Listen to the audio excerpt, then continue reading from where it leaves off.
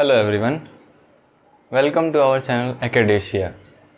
तो हमारे सारे फैकल्टीज़ एक्टिव हैं, हम आपके लिए लगातार वीडियोस ला रहे हैं। तो ये बातें तो चलती रहेंगी। इससे पहले ज़रा हम कुछ और बात कर लेते हैं इस वीडियो में, ज़रा एक 1-to-1 टॉक हो जाए। कोविड का टाइम चल रहा है, हमें पता है कि सिचुएशंस काफ़ी वर्सन हो रही हैं, हम मैनेज नहीं कर पा रहे हैं अपने स्टडीज़ को, टाइम को, इतनी निगेटिविटी फैली हुई है उसको। तो ज़रा इस पे एक नज़र डालते हैं कि हमें इस आपदा को कैसे अवसर में बदलना है, ठीक है। और रही बात कि जेईई मेंस कब होगी, तो उस पर थोड़ा बाद में आते हैं। देखो, एक चीज़ तो तय है कि अगर एनटीए ने बोला है कि एग्ज़ाम होंगे, सीबीएसई ने बोला है कि 12th के एग्ज़ाम्स होंगे, पोस्टपोन हुए, तो एग्ज़ाम होंगे। ये बात दिमाग में रख लेनी होगी कि एग्ज़ाम्स होंगे, सिर्फ और सिर्फ एग्ज़ाम्स पोस्टपोन हुए हैं, एग्ज़ाम्स कैंसिल नहीं हुए हैं। आज नहीं तो कल एग्ज़ाम होना ही है।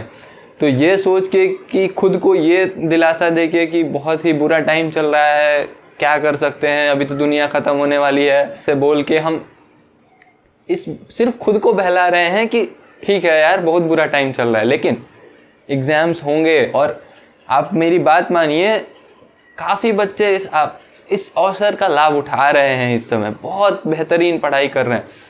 तो ज़रा एक बात करते हैं कि कब होंगे आखिर एग्ज़ाम्स। तो देखिए, जहाँ तक मैं पर्सनली बात, क्योंकि मैं इंजीनियरिंग फील्ड से हूँ, मैंने पिछले साल ही बीटेक दी है, तो मुझे पता है कि मैं जेईई मेंस और एडवांस को ज़्यादा कॉन्सेंट्रेटेड रखूँगा, लेकिन बाकी लोग भी आगे कंटिन्यू करें। आपको इस वीडियो से बहुत आइडिया लग जाएगा कि क्या होने वाला है और कैसे क्या करना है। तो कब होगा आखिर जेईई मेंस, कब होगा? तो देखिए, एक चीज़ तो फाइनल है कि आज हम मिड मई में हैं, ठीक है। मिड मई में ये वीडियो जा रही है। तो अभी जो करंट सिचुएशन है, अगर इसको एनालाइज करें, कुछ 3.5 लाख के आसपास केसेस आ रहे हैं अप्रॉक्स।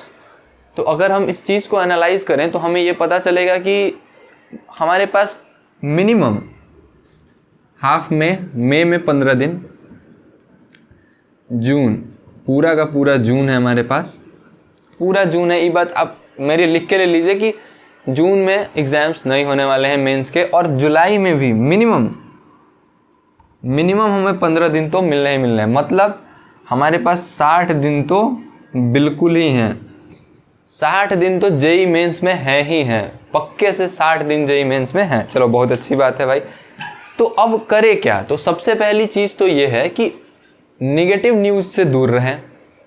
ठीक है, हमें न्यूज़ देखना ज़रूरी है। सुबह उठे हम थोड़ा बहुत 1 घंटे, ज़्यादा से ज़्यादा 1 घंटे, मैं कह रहा हूँ ज़्यादा से ज़्यादा 1 घंटे आप न्यूज़ देखिए, उससे ज़्यादा नहीं। आप न्यूज़ में उससे ज़्यादा वक्त बर्बाद मत करिए, क्योंकि हमारा मोटो कुछ और है। हमें इस आपदा को एक अवसर के तौर पे लेके, क्योंकि हम अभी घर से बाहर नहीं जा रहे हैं, हमारे पास बहुत समय है, बहुत ही समय है हमारे पास। और अगर हम इसका सही उपयोग करें तो हम निश्चित तौर पे अपने आप को एक अलग स्तर पे लेके जा सकते हैं। तो ज़रा बात करते हैं कि आखिर कैसे करेंगे कैसे हम। तो पहली चीज़ देखो, कई बच्चों का मैं देख रहा हूँ कि रिसोर्स जुटाने में उनके टाइम ज़्यादा जा रहे हैं। मतलब ये बुक ले लूँ, वो बुक ले लूँ, मेरे पास तो ये बुक है ही नहीं, अरे मेरे पास तो वो बुक है ही नहीं। तो हमें उस चीज़, जो भी आपके पास है, आपके पास सिर्फ एनसीईआरटी है, आप एनसीईआरटी से ही शुरू करिए, लेकिन आज शुरू करिए, आज के आज शुरू करिए। अब ये वीडियो देखने के बाद आप आज ही स्टार्ट करिए, आज के बाद फिर कल का वेट मत करिए। जहाँ तक रही रिसोर्सेज की बात, तो हमने अपना एक टेलीग्राम चैनल स्टार्ट करा है, वहाँ पे हम सारे रिसोर्सेज प्रोवाइड करा रहे हैं, सारे डाउट्स क्लियर करा रहे हैं। अगर आपको एंग्जाइटी, ये सारे समस्याएं हो रही है, तो हम मेंटरशिप भी प्रोवाइड करा रहे हैं वहाँ पे पर्सनली। तो आप लिंक डिस्क्रिप्शन में, उसको ज्वाइन करो, वहाँ आपको काफ़ी बेनिफिट होगा। अब आते हैं आगे कि आखिर हमें एक दिन में पढ़ना कितने देर चाहिए, कितने देर पढ़ेंगे तो हमारा कोई भी एग्ज़ाम निकल जाएगा, 12th का बोर्ड हो जाएगा, जेईई मेंस हो जाएगा, या फिर अगला जेईई मेंस जो है वो भी हो जाएगा। तो ज़रा इस चीज़ को समझते हैं। तो देखिए, बात क्या है कि मेन चीज़ है वो है आपकी कंटिन्यूटी। आप कंटिन्यूटी कैसे मेंटेन करते हैं? अगर आप 4 घंटे पढ़ रहे हैं मिनिमम, ऐसे मेरा तो मानना है कि मिनिमम आपको, अगर जिन लोगों को इस बार जेईई मेंस देना है, 8 से 10 घंटे मिनिमम आपको डेली पढ़ने ही चाहिए, क्योंकि हमारे पास अभी और करने को कुछ है नहीं, ठीक है। हमारा प्राइमरी मोटो है कि हमें पढ़ना ही है। तो लेकिन अगर आप शुरुआत अभी स्टार्ट करने जा रहे हैं, जिन्होंने पहले से कर रहे हैं लगातार, जिन्हें आदत है, उनको तो कोई दिक्कत नहीं होगी। लेकिन अगर आप स्टार्ट कर रहे हैं तो आप सीधे एक दिन में 8-10 घंटे से स्टार्ट करिएगा तो हो सकता है कि आपको समस्या हो। तो आप 4-6 घंटे से शुरू करिए, लेकिन रोज़ करिए। हर सब्जेक्ट को एक पर्टिकुलर टाइम के हिसाब से डिवाइड करिए। जरूरी नहीं कि आप मैथ को 2 घंटे दे रहे हैं तो केमिस्ट्री को भी 2 घंटे देने की जरूरत है, फिजिक्स को भी 2 घंटे देने की जरूरत है। आप अपने बेहतर सब्जेक्ट को थोड़ा कम समय इस वक्त दे सकते हैं। हाँ, मैं बोल रहा हूँ थोड़ा कम समय आप दे सकते हैं और बाकियों को थोड़ा बूस्ट आप दे सकते हैं, ठीक है। तो अब एक बात हम ये कर लें ज़रा कि भाई साहब आखिर करें कैसे, ठीक है। तो करना क्या है कि इसको ज़रा 60 दिन है हमारे पास, ये तो समझ में आ गया हमें। अभी ज़रा इसको इधर लिख लेते हैं कि हमारे पास 60 डेज हैं, ठीक है। इसके लिए एक तो पहले आप एक प्राइमरी एम बनाइए, एक टारगेट बनाइए कि हमको इतना चैप्टर कवर करना है। इन आने वाले 60 दिनों में हमको इतना चैप्टर कवर करना है। जिन्होंने पहले से जितना कर लिया वो तो बहुत बेहतर है, उसके अलावा और हमको इतना चैप्टर कवर करना है। उसके लिए आप एक वीकली टारगेट बनाइए, वीकली टारगेट बनाइए और इस वीकली टारगेट को भी आप ज़रा डेली टारगेट में डिवाइड करिए, डेली टारगेट में डिवाइड करिए कि आप आज उठे या कल रात को सोने से पहले आप ये डिसाइड कर लीजिए कि कल मैं कौन कौन से चैप्टर्स ख़त्म कर रहा हूँ और कितनी जल्दी मैं ख़त्म करूँ, कितना टाइम मेरे को देना है, ये आप तय कर सकते हैं। और फिर आज रात को सोने से पहले ज़रा एनालाइज करिए कि मैंने जो आज खुद को टारगेट दिया था वो पूरा हो गया क्या। ये बहुत ज़रूरी चीज़ है। अगर आप डेली टारगेट देके खुद को तैयार कर रहे हैं तो मानिए मेरी बात कि जेई मेंस आपका निकलना कन्फर्म है फॉर श्योर, अगर आप उस टारगेट को पूरा कर रहे हैं। अब एक और चीज़ है, क्योंकि हमने जेई जो है 2 जेई हो चुके हैं, हमारे जेई मेंस 2 हमारे हो चुके हैं, तो इसके लिए हमने कुछ ना कुछ तो पढ़ाई करी होगी। जिन्होंने स्क्रैच से स्टार्ट करना है उनके लिए कोई दिक्कत नहीं है। अभी भी आपके पास 60 दिन है, आप शुरू तो करिए। आप आज शुरू करिए, ये मत सोचिए कि हम कल शुरू करेंगे, परसों शुरू करेंगे। आपने ये वीडियो देखा, ये वीडियो देखने के बाद अभी के अभी स्टार्ट करिए। आपको किसी भी तरीके का सपोर्ट चाहिए, टीम एकेडेशिया इसी वजह से फॉर्म हुई है कि वो आपको कांस्टेंट सपोर्ट दे। हमने पिछले 4-5 दिनों से हमने वीडियोस डालने स्टार्ट करे हैं और आप जाके देखिए, मतलब वीडियोस की कोई कमी नहीं है वहाँ। अगर आपको पर्सनली कोई दिक्कत हो रही है, हमने टेलीग्राम चैनल का लिंक दे रखा है, वहाँ जाइए, ज्वाइन करिए और हमसे पर्सनली कांटेक्ट करिए, अपनी समस्याएं शेयर करिए। कोई समस्या नहीं है, आपको पर्सनली जो है उस समस्याओं को क्लियर करेंगे हम। तो ज़रा बात करते हैं, 2 जेई मेंस हमारे हो चुके हैं, बहुत अच्छी बात है। अब क्या करना है कि हमने कुछ ना कुछ तो इसके लिए पढ़ा ही होगा। अरे मैं मानता हूँ कि मान के चलो 4 पढ़ लिए, मैंने फिजिक्स में चैप्टर पढ़े थे, मैं ये मिनिमम लेके चल रहा हूँ। कई लोगों ने तो काफ़ी बेहतरीन तैयारी करी होगी, 4 फिजिक्स, 4 केमिस्ट्री, 4 मैथ। अगर हमने 4-4 भी ये करा है ना, तो हमें इसको लूज़ नहीं करना है, ठीक है। हमें इन चैप्टर्स को लूज़ नहीं करना है। इसके लिए हमें इनका कांस्टेंट रिवीजन बहुत ज़रूरी है। कई बच्चों से यही गलती होती है, रिवीजन को इंपॉर्टेंस नहीं देते हैं। आप मेरी बात मानिए, रिवीजन बहुत इंपॉर्टेंट है। रिवीजन जो है बहुत ज़्यादा इंपॉर्टेंट है। ह्यूमन साइकोलॉजी है कि अगर आपने किसी चीज़ को 3 बार रिवीजन कर लिया एक अंतराल पे, जैसे कि आज आपने पढ़ा, आज पढ़ने के बाद आपने कल उसको रिवाइज कर लिया, 1 हफ्ते बाद उसको रिवाइज कर लिया, फिर उसको 1 महीने बाद रिवाइज कर लिया, तो फिर बहुत ज़्यादा चांसेस है कि आप उसको भूलने वाले नहीं हैं, ठीक है। तो रिवीजन हमारे लिए मस्ट है, बहुत ही मस्ट है।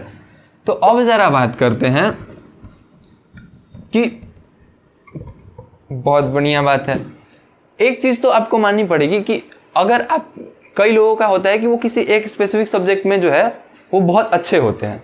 तो अगर आप किसी एक स्पेसिफिक सब्जेक्ट में बहुत अच्छे हैं तो उस पर आपकी पकड़ काफ़ी अच्छी होगी, ठीक है। और मेरी बात मानिए, केमिस्ट्री एक ऐसा सब्जेक्ट है ना जो आपको थोड़ी बहुत मेहनत के बाद एक हाई स्कोर पे पहुंचा देगा, ठीक है।